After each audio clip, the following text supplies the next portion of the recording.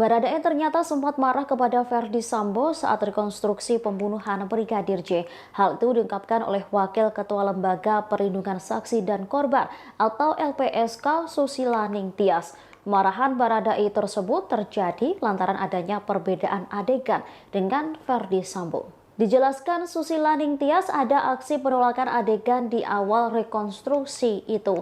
Pasalnya ada beberapa adegan yang dinilainya berbeda dengan apa yang ia alami saat kejadian. Hal itu menyulut emosi sesaat Baradae di awal reka adegan.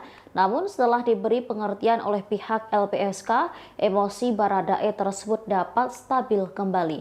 Kemudian lantaran adanya perbedaan keterangan dalam adegan, tim penyidik memberikan opsi untuk menggantikan peran para tersangka. Secara garis besar dalam rekonstruksi itu dilakukan adegan yang berdasarkan keterangan Baradae dan juga ada adegan yang dilakukan berdasarkan keterangan Verdi Sambo serta tersangka lain termasuk Kuat Ma'ruf. Oleh karena itu dijelaskan Susila Ningtyas dalam rekonstruksi yang digelar pada Selasa 30 Agustus ada beberapa adegan yang diperagakan oleh pemeran pengganti. Kendati demikian Susi tak menjelaskan secara detail perihal adegan apa yang dinilai berbeda oleh Baradae. Ia hanya memastikan kalau perbedaan itu sejauh yang diamati hanya perihal penempatan posisi para tersangka pada saat kejadian.